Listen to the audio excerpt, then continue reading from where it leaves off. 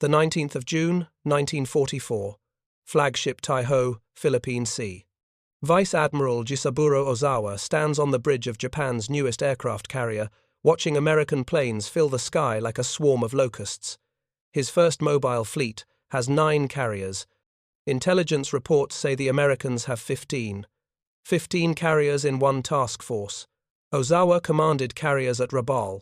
He fought at the Indian Ocean raid. He knows carrier warfare.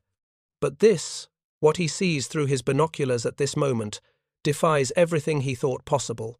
Wave after wave of American aircraft, hundreds of them, more planes than his entire fleet carries. And they keep coming. A staff officer approaches. Admiral, reconnaissance confirms enemy composition. Task Force 58, 15 fleet carriers, 7 battleships, 21 cruisers, 69 destroyers. Ozawa does not respond. He is calculating. 15 carriers means over 1,300 aircraft. His 9 carriers carry 473 planes. The mathematics are brutal. 3 American aircraft for every Japanese one. But it is not the numbers themselves that disturb Ozawa most. It is what the numbers mean. At the Battle of Midway, 2 years earlier, Japan lost 4 fleet carriers: Akagi, Kaga, Soryu, Hiryu. 4 irreplaceable ships. Each took 3 to 4 years to build.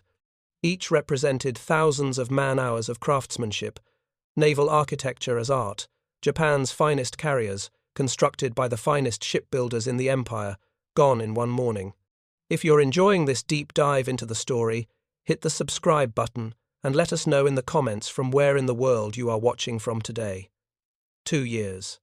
Japan has brought online exactly 3 new fleet carriers since Midway: Junyo, Hio, and Taiho, all laid down before the war began. American carriers destroyed at Pearl Harbor, 7 present in the Pacific before December 7, 1941. How many does America have now, in June 1944? Ozawa knows the intelligence reports. The numbers seem impossible. But reconnaissance does not lie. 15 Essex-class carriers operating as a single strike force, and more being commissioned every month. The first American bombs begin falling on the Japanese fleet. Ozawa orders evasive maneuvers. Around him, his staff coordinates the defense. Japanese fighters scramble. Zeros climb to intercept. The battle that will be called the Great Marianas Turkey Shoot has begun. But Ozawa already understands the truth. This is not a battle Japan can win. This is industrial annihilation disguised as naval combat. The morning of December 31st, 1942. Newport News Shipbuilding, Virginia. USS Essex commissioned. Hull number CV9, first of her class. She took 20 months to build from keel laying to commissioning. 20 months. A Japanese carrier of equivalent size required 3 to 4 years. The Essex displaces 30,000 tons. Length, 872 feet. Flight deck, 862 feet long, 108 feet wide.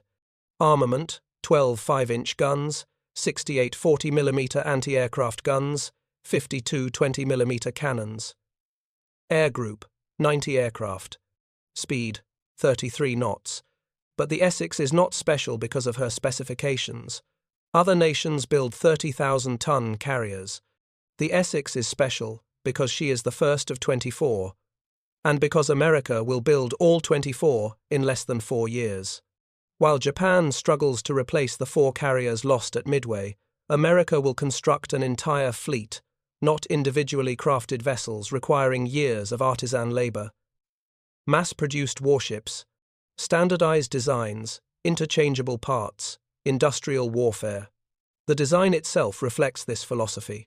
Previous American carriers, the Yorktown class, emphasized protection and survivability, heavy armor, compartmentalization, damage control, systems. The Essex class maintains survivability but prioritizes production speed. Simplified hull construction, flat armor plates instead of complex curved surfaces, open-sided hangars instead of enclosed designs, everything engineered for rapid manufacture. The Bureau of Ships made deliberate choices. Use special treatment steel, which serves as both structural support and armor. Eliminate complex machinery requiring specialized manufacturing. Standardize components across all ships. Create modular sections that can be built simultaneously at different facilities and assembled later. The goal was not perfection. The goal was volume. 5 American shipyards received contracts: Newport News Shipbuilding in Virginia, Fall River Shipyard in Massachusetts, Brooklyn Navy Yard in New York, Philadelphia Navy Yard in Pennsylvania, Norfolk Navy Yard in Virginia. Each yard built multiple carriers concurrently. The first 3 contracts, CV-9, CV-10, and CV-11, were awarded July 3, 1940, before Pearl Harbor, before America entered the war. The United States Navy was planning for mass carrier production 8 months before the first bomb fell on Hawaii.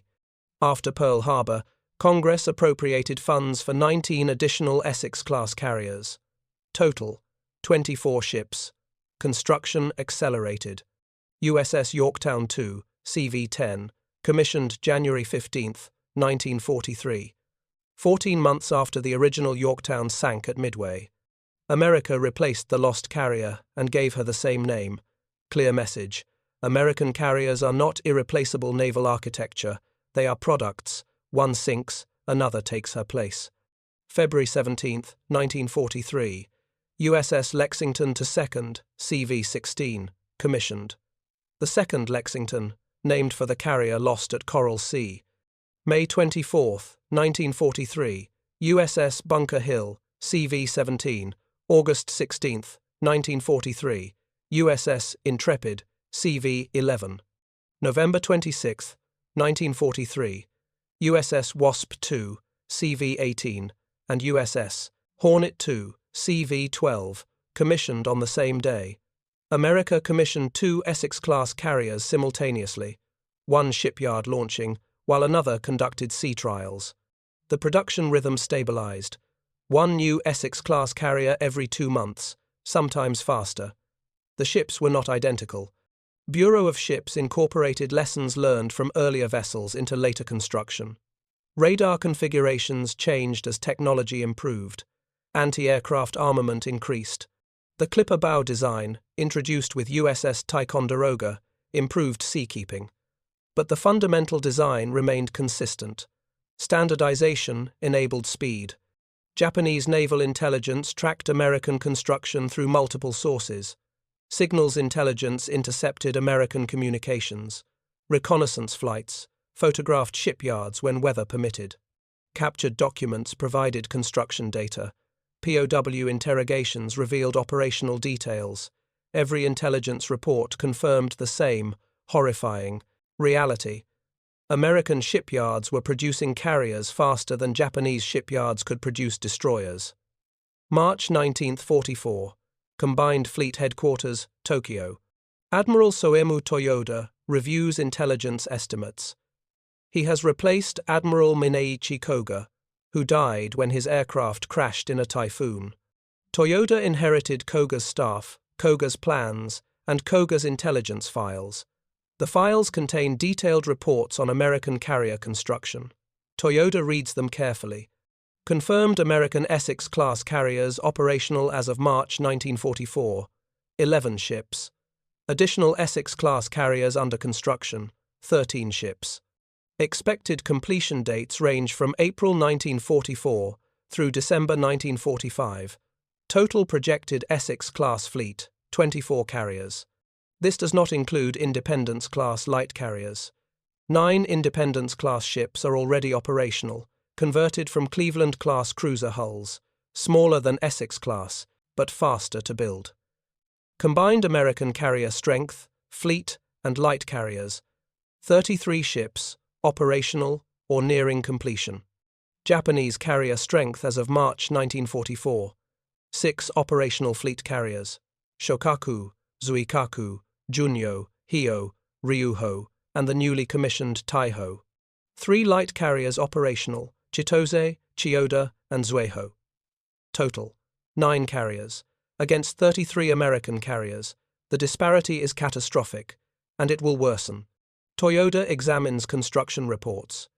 Japan has 6 Unryu-class fleet carriers under construction, fast carriers designed to replace losses.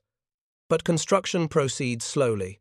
Material shortages delay deliveries, steel allocated to destroyers and submarines, shipyard capacity absorbed by repairs to damaged vessels.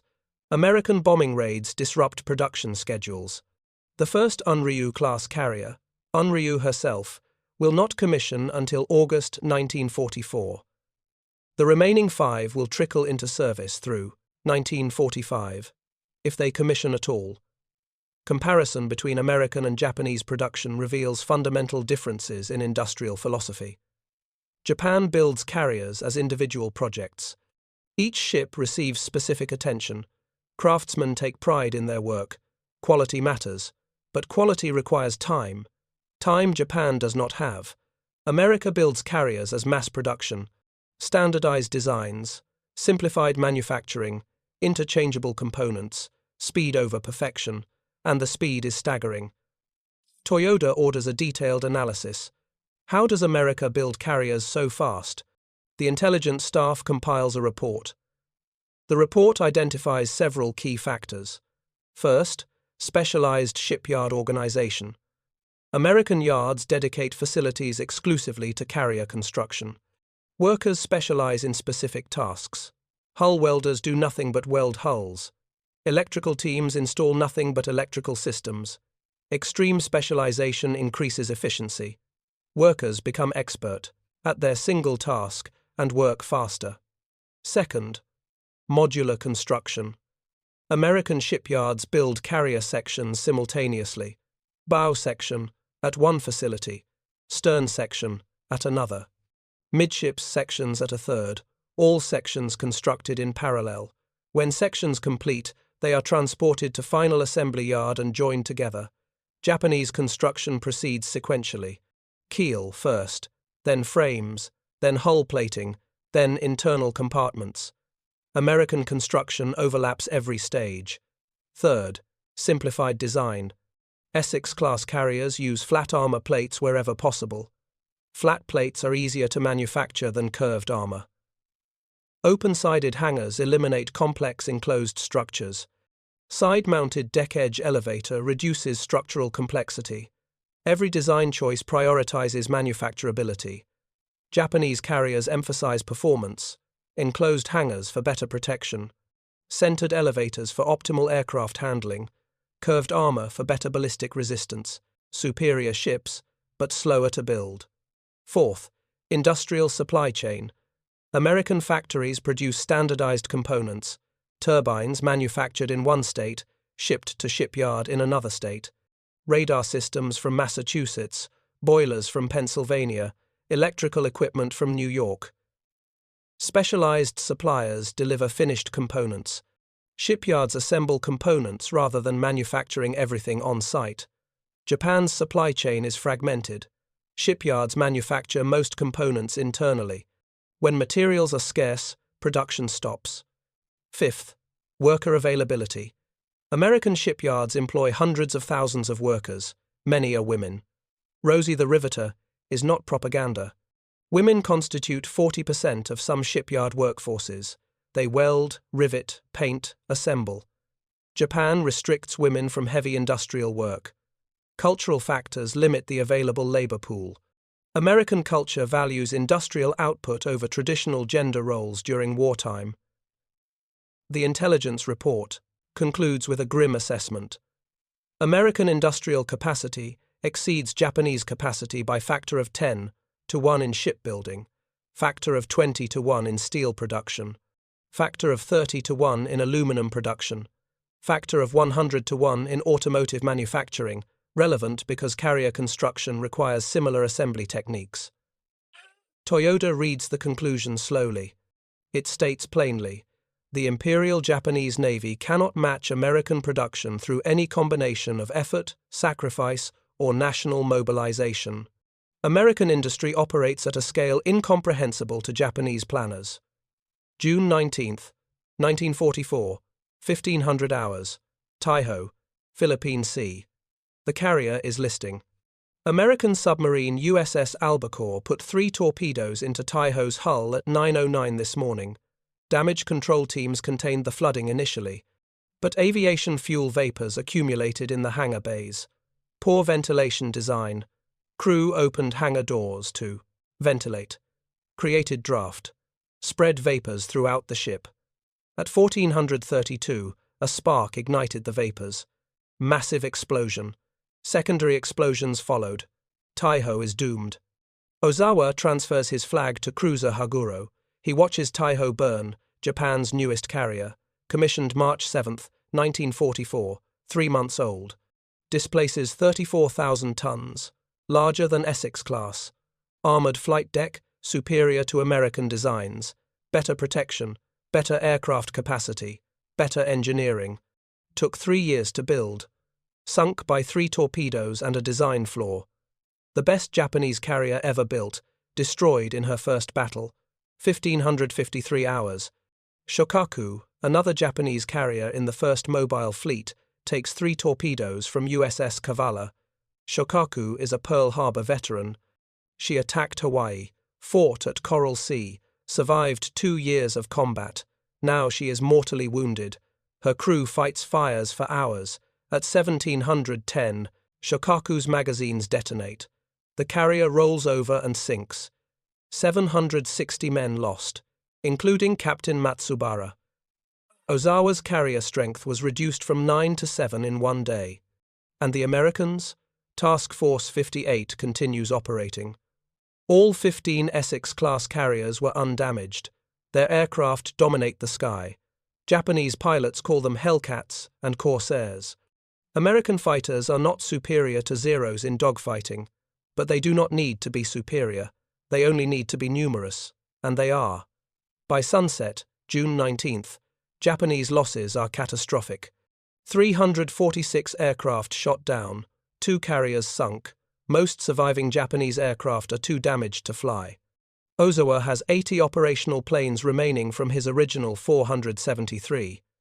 Task Force 58 lost 123 aircraft, mostly to operational accidents, not combat. None to Japanese pilots. The Americans call it the Marianas Turkey Shoot. The Japanese call it the end of the carrier force. October 25, 1944. Leyte Gulf, Philippines. Japan's last carrier operation. Vice Admiral Ozawa commands the Northern Force. 4 aircraft carriers, Zuikaku, Chitose, Chiyoda, and Zuiho. But the carriers are nearly empty. Only 116 aircraft total, insufficient trained pilots. Ozawa's mission is not to win. His mission is to die conspicuously, draw American carriers north while Japanese battleships attack the invasion fleet from the south. The plan works tactically. American carriers take the bait. Admiral Halsey steams north with Task Force 38. 8 Essex-class carriers, 5 Independence-class light carriers. Over 1,000 aircraft. Against Ozawa's 4 carriers and 116 planes. The battle is brief. American aircraft sink all 4 Japanese carriers. Zuikaku, last survivor of Pearl Harbor's Kido Butai, goes down at 1414. Chitose sinks at 930. Chiyoda is crippled by air attack, finished by cruiser gunfire at 1630. Zuiho capsizes at 1526. Japan's carrier force ceases to exist. The Imperial Japanese Navy commissions no more fleet carriers during the war. Shinano, the converted Yamato-class battleship carrier, will sortie once in November 1944 and be sunk by submarine USS Archerfish on her maiden voyage. She survives 10 days after commissioning. Unryu-class carriers Unryu, Amagi, and Katsuragi commission, but remain in port. No fuel, no aircraft, no trained pilots. They serve as floating anti-aircraft batteries until sunk at their moorings by American air raids. Meanwhile, American production continues. USS Hancock, CV-19, commissioned April 15, 1944. USS Bennington, CV, 20 August 6, 1944. USS Boxer, CV, 21, April 16, 1945. USS Bonhomme, Richard, CV, 31.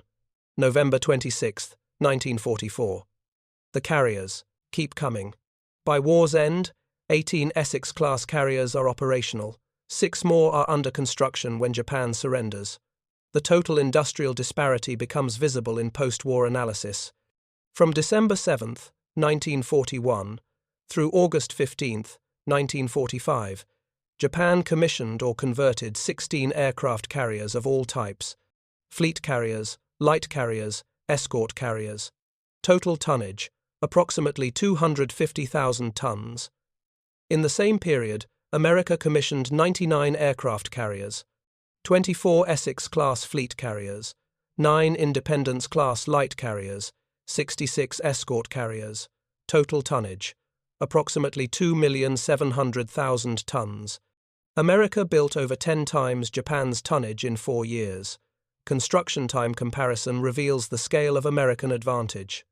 Average construction time for Japanese carriers from keel laying to commissioning: 36 months for fleet carriers, 24 months for light carriers. Average construction time for American Essex-class carriers: 16 months. Fastest construction: USS Bon Homme Richard, completed in 14 months. Some escort carriers were built in 3 months. 3 months from keel laying to commissioning for a functional aircraft carrier. The disparity extended beyond hulls. Aircraft production. America produced 99,000 carrier-capable aircraft during the war. Japan produced 30,000. Pilot training. America trained 90,000 naval aviators. Japan trained 15,000. American training programs ran continuously, producing replacement pilots faster than combat consumed them. Japanese training schools operated intermittently, constrained by fuel shortages and instructor losses. By late 1944, Japan was sending pilots to combat with 50 hours flight time. American pilots completed training with 250 hours flight time. Damage control capabilities demonstrated philosophical differences. USS Franklin, CV-13, hit by 2 bombs, March 19, 1945, near Japan. Bombs penetrated the flight deck, exploded in the hangar bay. 807 crew killed, 704 wounded. Fires raged for hours. Any other navy would have abandoned the ship. Franklin's crew contained the fires, prevented magazine explosions, kept the ship afloat. Franklin steamed back to Pearl Harbor under her own power. She sailed on to Brooklyn for repairs. She could have returned to service, but the war ended first. Japanese carriers suffered different fates. Taiho took 3 torpedoes. Inadequate ventilation caused a fuel vapor explosion, sank the same day. Shokaku took 3 torpedoes. Insufficient damage control, sank the same day. Zuikaku, hit by 7 bombs and multiple rockets at Leyte Gulf, capsized in 3 hours.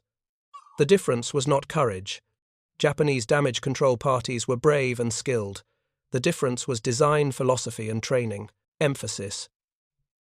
American carriers were designed to absorb damage and continue fighting. Japanese carriers were designed to avoid being hit. American shipyard workers understood they were building tools, not monuments. Welders at Newport News did not contemplate naval architecture. They welded seams, 8 hours per shift, 3 shifts per day. The welds held, or they did not. If they did not, supervisors identified the failure, corrected the technique, and the welder tried again. No shame, no ceremony, just production. Japanese shipbuilders approached their work differently. Craftsmen at Kure Naval Arsenal took pride in every rivet, every weld, every plate. Building an aircraft carrier was building a piece of the Emperor's fleet. Quality reflected national honor. A poorly welded seam was a personal failure. This philosophy produced superior ships. Shokaku and Zuikaku were magnificent vessels, better engineered than any American carrier. But magnificence required time, and by 1943, time was a luxury Japan no longer possessed. The Battle of Midway in June 1942 destroyed Japan's strategic carrier force. 4 fleet carriers sunk in one morning: Akagi, Kaga, Soryu, Hiryu. The loss was not merely material. Those carriers represented 2 decades of naval aviation development. Veteran pilots died with their ships. Mechanics who understood carrier operations. Air crews who had trained together for years. The institutional knowledge lost at Midway was irreplaceable. Japan's response was to accelerate existing construction programs. Junyo and Hyo, already under construction, were rushed to completion. Taiho's construction received priority. Additional carriers were ordered, but the Japanese industry could not respond fast enough. Steel production was limited. Shipyard capacity was finite. Skilled workers were scarce. Every carrier commissioned meant delays elsewhere in the program. America's response to carrier losses was fundamentally different. When Lexington sank at Coral Sea in May 1942, construction accelerated on Essex-class carriers already authorized. When Yorktown sank at Midway in June 1942, Congress immediately appropriated funds for additional carriers. When the Hornet was lost at Santa Cruz in October 1942, production rates increased again. American industrial capacity could absorb losses and increase output simultaneously. If you find this story engaging, please take a moment to subscribe and enable notifications. It helps us continue producing in-depth content like this. The key was standardization. Every Essex-class carrier used identical propulsion systems, 8 Babcock and Wilcox boilers, 4 Westinghouse-geared turbines, 150,000 shaft horsepower. Top speed 33 knots. The specifications never changed. Manufacturers produced components in bulk. Boilers manufactured in batches of 8, turbines manufactured in sets of 4. When one carrier needed replacement parts, the parts fit any other Essex-class ship. Logistics simplified dramatically. Japanese carriers used custom propulsion systems. The Shokaku class used 8 Kampon boilers and 4 Kampon turbines. Unryu class used different specifications. Taiho used yet another configuration. Parts were not interchangeable. Each carrier required specific spare parts, manufactured specifically for that ship. Supply chains became nightmarishly complex. A damaged turbine on Zuikaku required parts manufactured at the facility that originally built Zuikaku's turbines. If that facility was damaged by bombing, the parts could not be manufactured. American carriers featured another critical design element: deck edge elevators. Traditional carrier designs placed elevators within the flight deck structure. Centered positions allowed balanced aircraft handling, but centered elevators created structural weakness. The elevator shaft penetrated multiple decks. Damage to an H elevator could compromise the entire ship. Essex-class carriers mounted one elevator on the deck edge. The elevator was outside the hull structure. If damaged, the ship's structural integrity remained intact. The elevator could be replaced without dry docking the entire vessel. Japanese naval architects considered deck-edge elevators inferior. The off-center weight distribution created handling problems. The exposed position made elevators vulnerable to weather and combat damage. Japanese carriers retained centered elevators, better aircraft handling, better protection, but less survivability when damaged. And in the Pacific War, every carrier took damage eventually. Aviation fuel storage revealed similar philosophical differences. American carriers stored aviation gasoline in tanks surrounded by seawater. The seawater absorbed heat from fires, preventing explosions.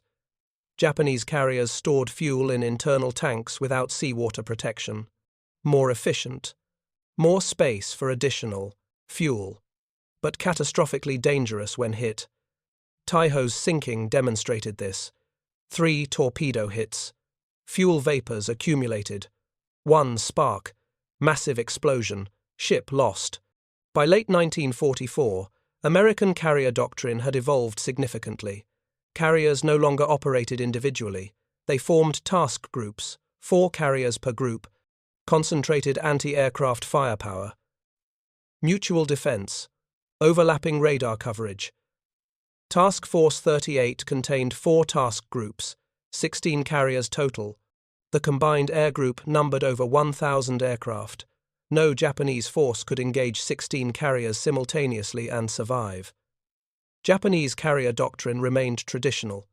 individual carriers or small groups operating independently, flexibility, speed, but isolation. When Ozawa brought 9 carriers to the Philippine Sea, he could not concentrate on them effectively. His fleet spread across hundreds of miles of ocean. American submarines picked off stragglers, American search planes found separated groups. Ozawa's carriers fought piecemeal, defeated in detail. December 1944, Tokyo. Combined Fleet Staff conducts post-battle analysis of Leyte Gulf. The analysis is brutally honest. Japan's carrier force has been eliminated. No operational fleet carriers remain. Construction programs cannot replace losses. The Empire has lost command of the sea. Without carriers, the Navy cannot defend the Philippines, cannot defend Formosa, cannot defend Okinawa, cannot defend the home islands. A staff officer asks the obvious question: how did America build so many carriers? The senior analyst, a naval constructor, provides the answer. He has studied American industrial reports. He understands what happened. America did not build carriers. America manufactured carriers. Like automobiles, like refrigerators, like any consumer product, mass production, assembly lines, standardized components, unskilled labor, performing repetitive tasks. The American approach stripped naval construction of craftsmanship and replaced it with industrial efficiency. The constructor continues. Japanese shipbuilding emphasizes quality. Each vessel is unique. Craftsmen adapt designs to specific requirements. Flexibility allows optimization, but flexibility prevents standardization, and without standardization, mass production is impossible. America sacrificed quality for quantity. Essex-class carriers are inferior to Japanese carriers in many technical aspects, but technical superiority is irrelevant when outnumbered 15-1. The meeting concludes with a recommendation. Japan should adopt American production methods, standardize designs, simplify construction, train unskilled workers, build carriers faster. The recommendation is filed. Nothing changes. By December 1944, Japan lacks the industrial capacity to implement American methods, even if cultural resistance could be overcome. Steel production has collapsed. Shipyards are damaged by bombing. Skilled workers are conscripted. The window for reform closed 2 years earlier. March 1945. Okinawa campaign begins. American invasion force includes 40 aircraft carriers, 18 Essex-class fleet carriers, 11 Independence-class light carriers, 11 escort carriers. Against them, Japan has no carriers, 0. The disparity is absolute. American aircraft operate with impunity. They bomb Japanese positions continuously. They intercept kamikaze attacks. They provide close air support for ground forces. Japanese defenders have no air cover. No reconnaissance. No ability to strike American ships beyond kamikaze range. USS Franklin takes 2 bombs on March 19th. The carrier is 40 miles off Japan. Bombs penetrate the flight deck, explode in the hangar. 31 aircraft destroyed. Fires rage.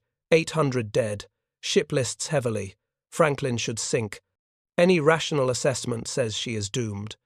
But Franklin's crew fights the fires. They contain the flooding. They stabilize the list. Franklin survives.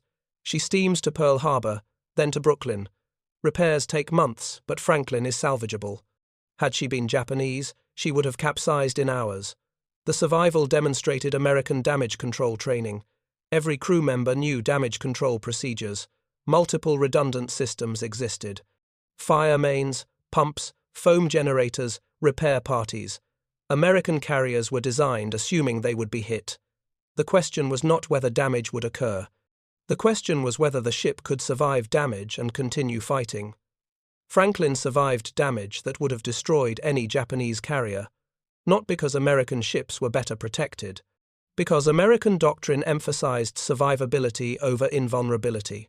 April 1945. American submarines blockade Japan. No merchant ships reach home ports. No oil tankers deliver fuel. No food shipments feed the population. Japan's economy strangles.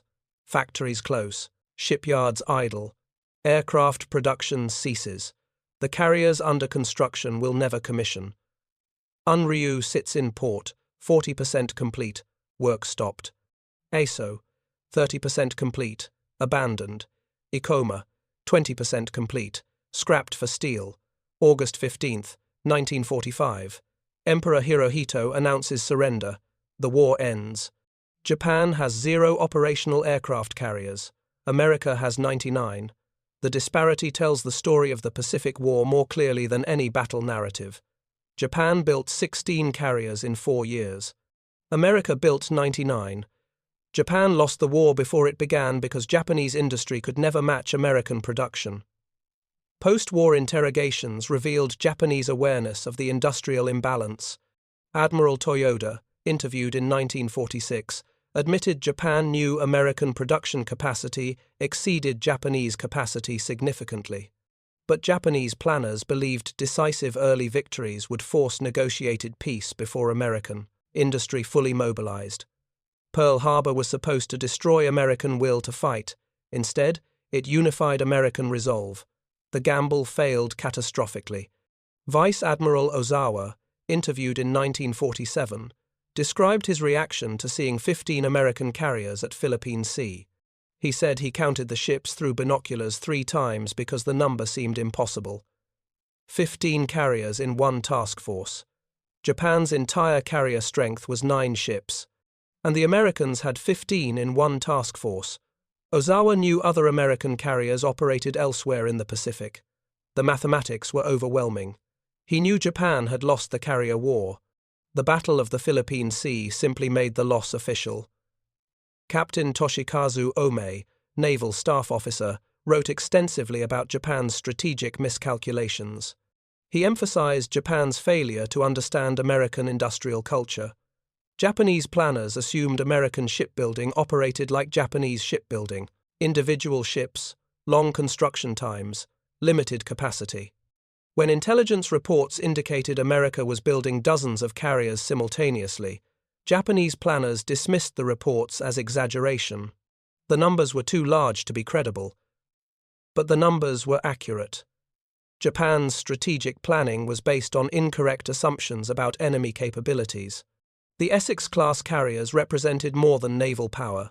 They represented a completely different approach to warfare. Traditional warfare emphasized quality, superior weapons, superior training, superior tactics.